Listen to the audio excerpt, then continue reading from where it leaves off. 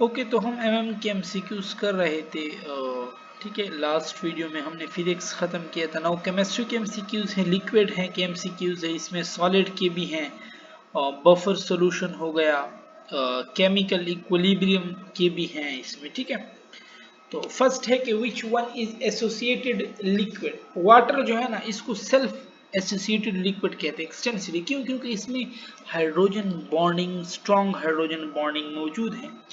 The open hexagonal structure of ice, वो किस वजह से हो जाता है? क्योंकि हाइड्रोजन बॉन्ड आ जाता है। ठीक है, which statement is false. The boiling point of a compound is rise by intermolecular hydrogen bond बढ़ाते हैं। ठीक है, और orthonitrophenol is more volatile than para. ठीक है, उसमें फोर्सेस कम है। ठीक है, पैरा में स्ट्रांग होती हैं। और लोअर अल्कोहल हाइड्रोजन बॉन्ड बनाते हैं वाटर के साथ। ठीक है, dash intramolecular hydrogen bond decreases the boiling point, इनसे बढ़ता नहीं है, ये रॉन्ग है। ठीक है, सो इसमें कौन सा ऑप्शन हो जाएगा? डी। फिर है आपके पास कि dash do not change his consequence of hydrogen bonding. Colour तो चेंज नहीं होता। ठीक है, बॉइलिंग पॉइंट भी चेंज होती है, density, freezing point, normal boiling point of तीन कंपाउंड दिए हुए हैं, वैल्यूज भी दी है। जिसकी वैल्यू जितनी कम, उसमें इंटरमॉलिक्यूलर फोर्स उतने वीक। CS2 की कितनी है? 41, CS2 की 41.3 है ना, तो इसमें फोर्सेस इतने ही वीक होंगे। एवापोरेशन डिपेंड ऑन, एवापोरेशन किसी चीज पे डिपेंड नहीं करता। रेट ऑफ एवापोरेशन होता तो वो सरफेस एरिया पे भी डिपेंड करता है। Evaporation occur at all temperature. Evaporation कौन सा प्रोसेस होता है आपके पास? एवापोरेशन एक एंडोथर्मिक प्रोसेस है। Dash effect the rate of evaporation. अब रेट की बात है। ठीक है, रेट में ह्यूमिडिटी भी है, प्रेशर भी है, सरफेस एरिया भी है।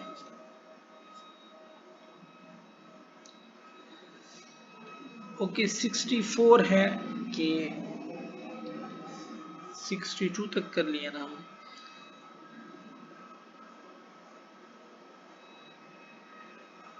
63 कि dash weaken the strength of intermolecular forces.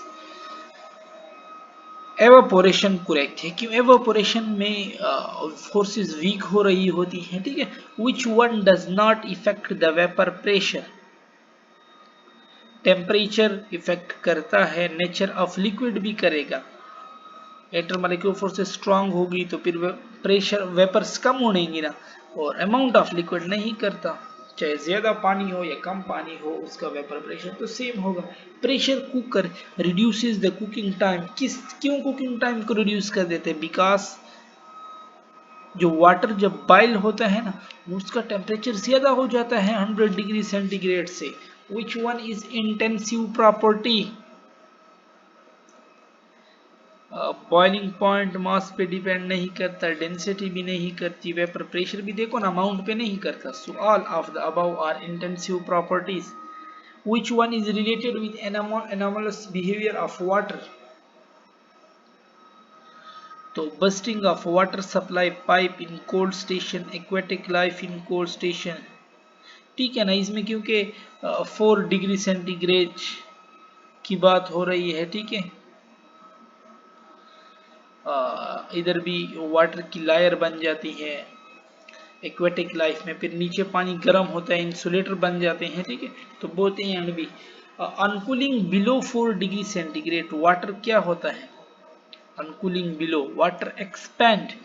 Density of water कितने पे मैक्सिमम होती है? 4 डिग्री सेंटीग्रेड पे। The strongest London forces. अब लंडन फोर्सेस जो होती है ना, वो डायरेक्टली प्रोपोर्शनल टू साइज हैं।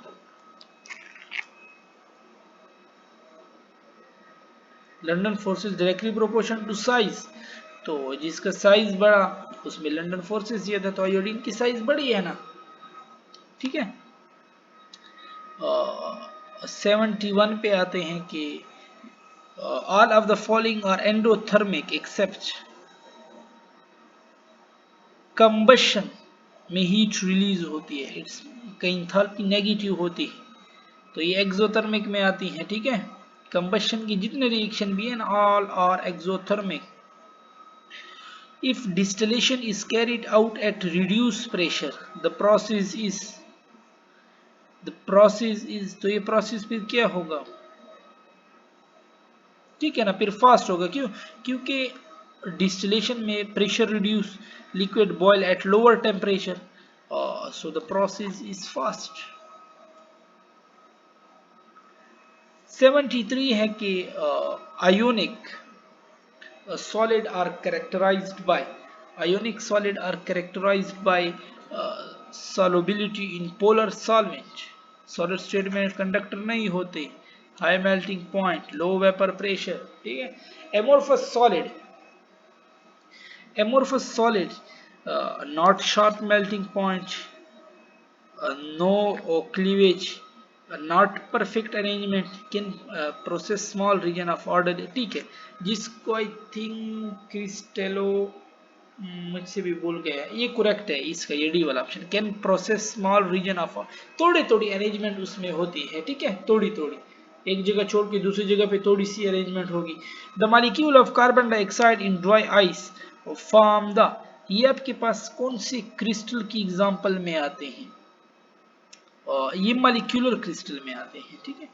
और which one is super cooled liquid, गिलास इज सुपर कूल्ड लिक्विड। अब आपने देखा होगा कि ये गिलासेस, शीशे कभी कभी कई सालों बाद ना, ये जैसे कपड़े ढीले हो जाते हैं ना, इंसान पतला हो जाता है, कपड़े उसमें टांग रहे होते हैं ना, इसी तरह ये गिलासेस भी थोड़ी ढीली हो जाती है, अपने जो उनका फ्रेम होता है ना उसमें ये हिल रही होती है, तो ये सुपर कूल्ड लिक्विड होते हैं कई सालों बाद, मतलब ये फ्लो कर रही होती है बट हमें नजर नहीं आता, और with the passage of time फिर हमें पता चलता है ना, हम देखते हैं ना, तो ये गिलासेस अपने फ्रेम में पतली हो चुकी होती है। वो क्या होता है, ऊपर से ये लोग फ्लो कर रही होती है, नीचे आ जाती हैं, तो ऊपर से तो ढीली, तो फ्रेम में तो पहले तो ये फिट होती है ना, बाद में फिर ये हिल रही होती है, यही है, ये सुपर कूल्ड लिक्विड है, ये भी लिक्विड है, गिलासेस लिक्विड होती है, ठीक है।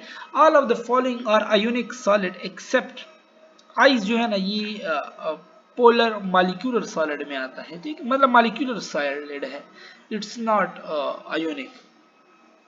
All are molecular solid except dry ice भी मॉलिक्यूलर है, आइस भी मॉलिक्यूलर है, ग्लूकोज भी मॉलिक्यूलर है, diamond is not a molecular solid, covalent solid. 79 है कि in most of the cases the molecular crystals are molecular crystals soft होते हैं, ठीक है। The geometry of NaCl is a face centered cubic, number of chloride ion per unit cell of NaCl, 1 unit cell of NaCl contain 4 chloride ions,